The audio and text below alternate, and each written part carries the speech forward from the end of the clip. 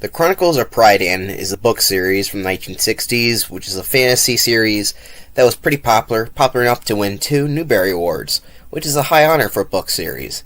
It has a cult following in the fantasy genre of book readers, which there are quite a lot of, but Disney decided that, hey, let's adopt this book series. Well, one of them. The second book, for some reason. Well, the title's based on the second book. It's kind of weird, isn't it? And to make an adaptation of a series and start with the second book.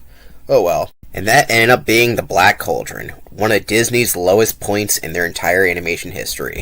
If you couldn't have guessed, The Black Cauldron is a flop, as mostly due to the fact that production was bad in this movie. Terrible.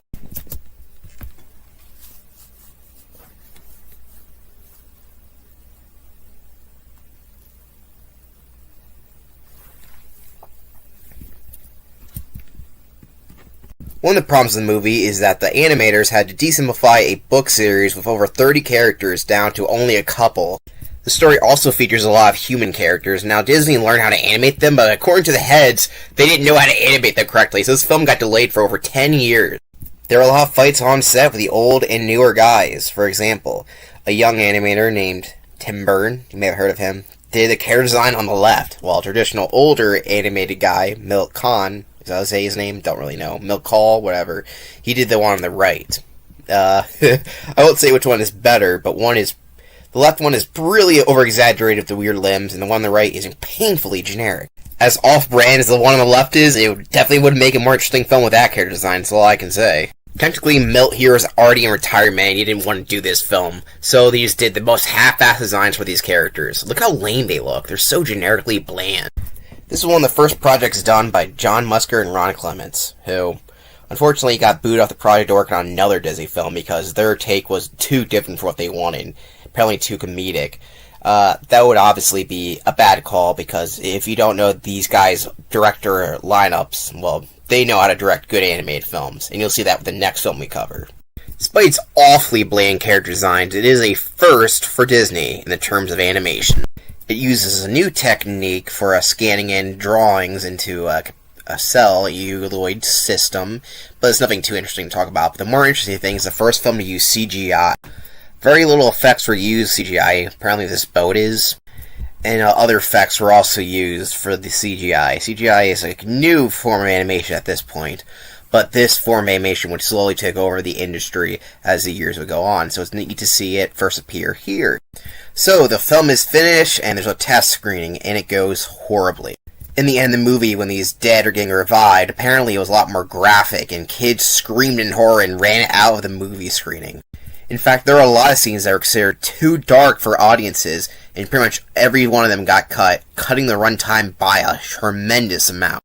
The then newly appointed chairman of Disney Studios, Jeffrey Katzenberg, the infamous Jeffrey Katzenberg, you're going to hear a lot about this doofus, decided that he was going to cut the film himself by sending it to an editing room. But this was stopped by the also infamous new CEO of Disney, Michael Eisner. So while it wasn't edited in an editing room, and it was still edited by the actual animators, so much was cut that the film now makes less sense than it originally did. A lot of tension was lost, and the emphasis and the characters feel a lot worse. And it feels like a lot's missing from this film because the scenes were cut from the film. The funny thing about it is that this film is incredibly weak, but the most strong thing about it is the darker element.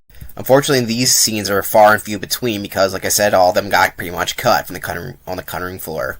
Because of all its problems, the film bombed on a very expensive budget due to all the reshoots, re-edits, and the fact that production took 10 years and new animation equipment made this film overly expensive, and it performed terribly. If you want to know how bad this movie did, well, the Care Bears movie, which has been in theaters for a couple weeks at this point, beat it at the box office. Let me rephrase that. A Disney main anime movie lost to the Care Bears movie, which had already been out for weeks at that point. That is sad. And because of this, the studio was actually cut out of the Burbank studio. Disney Animation was out. They were done. They were almost cut out the entire thing entirely. However, they built a new studio that was cheaper. So the next film, the animators really had to prove themselves because this was a blunder. but mostly on management's fault, because you also can tell Jeffrey Katzenberg's an asshole, and so is Michael Eisner. But yeah, there's a lot of problems with this film. The film performed so bad it wasn't even released on video until 10 years after its initial release. I mean, come on, they didn't even want to make sales on the VHS release. That's how embarrassed they were of this film. But as you saw from the beginning of this video, I clearly have it on VHS, so eventually it was released. So production notes aside, how is The Black Cauldron? And is it a hidden 80s dark fantasy movie that people are missing out on? The answer is no. The Black Cauldron reeks of a film that has so much wasted potential, and we get a very watered-down version of what could have been a pretty amazing film. The plot is bare bone and almost non-existent. The characters are dull, either they're lame, uninteresting, or really unfunny. The only exception to that role being the main villain, the Horned King, who unfortunately doesn't appear much throughout the movie. He is very horrifying, not only to me, but in terms of the film. And the ending with him in the Black Cauldron is great, where his death seems gruesome and all his minions are animated great. I wish there was more of this, but unfortunately it was cut. The rest of the film are just our bland protagonists who have very little going on, going from one point to the other point, in the least interesting and most nonsensical way possible.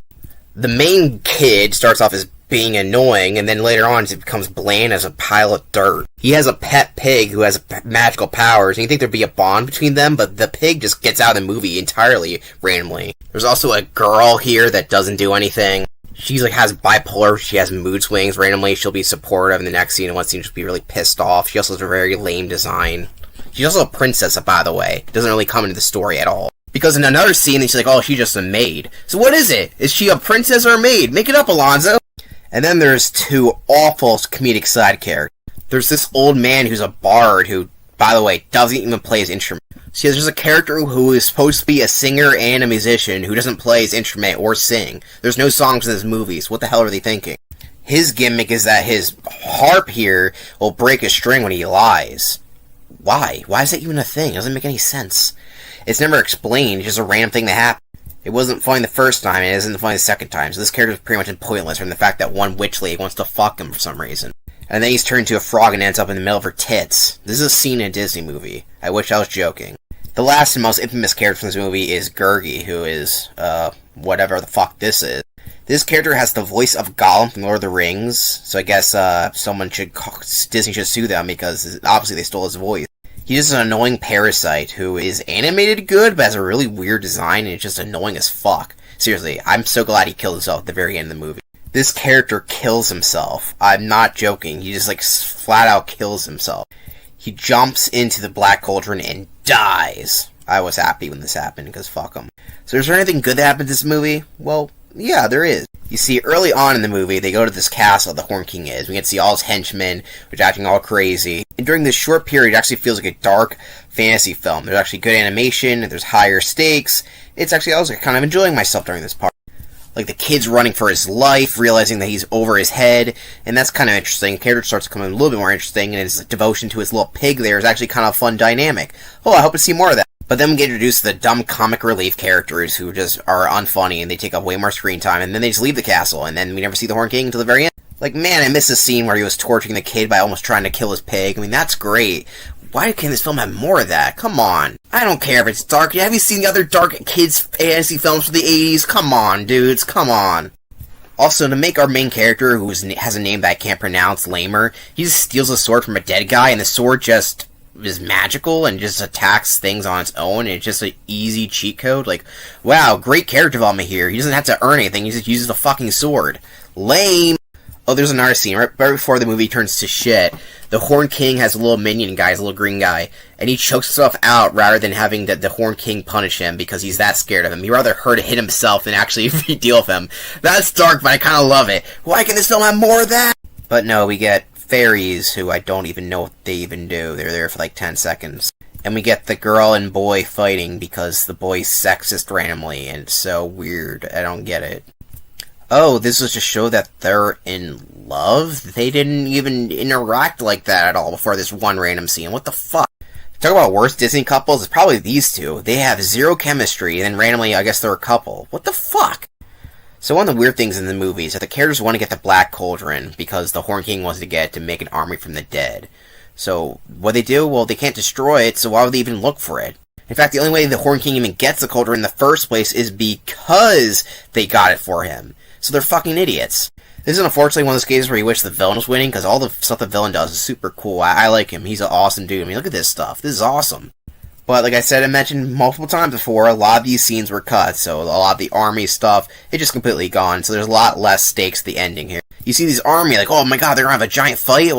No, they're not. The one guy just kills himself, and then the whole thing's gone. And then the Horn King himself gets sucked into his own cauldron, and he's not, is he dead? I don't know, but he's getting sucked back in, and he's getting dissolved alive. I mean, that's pretty brutal. I mean, I like that, that's cool. The rest of the film sucks, but, you know, that's kind of cool. And look at this is fucking brutal. Oh, and by the way, the one guy who killed himself, he came back to life because they made another deal, I guess, and, you know, and he's back to life because we all wanted that, and, oh, look, they're kissing again. Fuck this movie. This is one of the strangest Disney films you'll ever see, because it doesn't even feel like a Disney film. It's structured weirdly, it feels like a lot's cut out of it. The production mess behind the scenes was terrible, and this film ends up being a mess. There's a reason why Disney's The Black Cauldron is a punchline for a lot of jokes, because it is just a pathetic film. Well, there aren't bad things to see in this film. For the most part, you're getting a really bland, unwatchable film. If you want to watch dark fantasy from the 80s, well, you got a lot better options, especially from Disney. There's a lot better Disney films to watch than this. So you wouldn't expect this to have any media, but there actually is, and we'll get into why that is right now. First up is something I can't show you because it doesn't exist yet. That is Disney's planning on adapting the book, just calling it by its original book title. This could possibly be good since the books have a lot going on for them, and the movie doesn't. I didn't go into the book differences because there's so many that I'd be here all day. But of all the Disney things to be redone, this is the most clear one. There's a book series, which obviously was liked, and this film had fucked up in so many ways that it's a perfect re-adaptation. If they do want to do a live action or whatever, this is the only time a live action remake is actually worth it, or just a remake in general. And there was even a video game for the MS-DOS PC machines back in 1986, which came out a year after the movie was released. It's kind of weird to see this, because usually we see adaptations of movies that were actually good. But the reason why is because we're in the video game age, and now every time a movie comes out, we gotta have a video game adaptation. Well, recently they don't do that anymore, but back in the day, it's what they used to do. And here we have one. This is actually made by the same person who made King's Quest, so you can obviously tell by the graphic style. And I haven't played it, obviously, but from what I bet it's better than the movie itself. You may also be shocked to be known that there actually is a Black Cauldron attraction, or was. Back in Tokyo Disneyland, there was Cinderella's Mystery Castle Tour, which took the guests inside the castle, but was horror-themed. And since around this time, the Black Cauldron was in development, they included the Horn King as one of the encounters, and it scared the crap out of guests. This does not exist anymore, but people did like it. Well, people who like to be scared. Little kids, not so much. They screamed, but this is awesome. Despite my not liking the film that much, if we're doing a villain ranking, well, I have to rank the villain highly. I'm not rating any of his minions, since, you know, they're kind of not worth it. The only one that's notable is the green guy known as Creeper. Aw man, but he's not really that much of a villain. He's following orders for the most part. In the end, he seems to be really happy that the Horn King's dead, so I shouldn't really count that. So we're just really counting the Horn King. And he's intimidating, his design's cool, his death's cool, his army's cool. All the scenes with him are actually highlights of the film, so I can't rank him anywhere but A. But not high A, because, you know, there's better villains than him. And that brings us to the film ranking, where I have the Black Cauldron in the E tier. It's not as bad as the other two in the E tier, but, you know, it had the Horn King, which is a redeeming quality. And yes, I did this out of order, because I thought I'd talk about the film last in this ranking rather than the songs, because there is no songs. Our first film without a song. Can you believe it? Like I said, there's a Bard character, he doesn't sing a song, maybe it was cut from the film, who knows. But yeah, I think it's pretty obvious why Black Cauldron belongs in the E tier, and I don't see a lot of people defending this film, but if you are one of those people who like Black Cauldron, let me know in the comment section down below. I'd like to hear your story, if you grew up with it, and what your stories about it. But I have a feeling if you were one of those people who like the Black Cauldron, you most likely grew up with it. There are, like I said, redeeming qualities for the film, but for the most part, it's just a giant mess.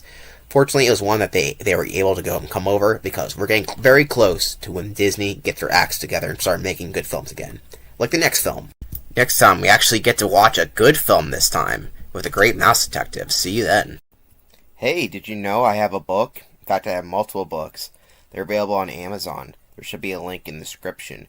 However, I do have the digital versions on my Patreon, so if you want to support me and read what I have written, they're mostly kids' books, but you might enjoy it. After all, we all like SpongeBob, or whatever your video you're watching. I might reuse this clip. Then you can make sure to check it out. And thank you.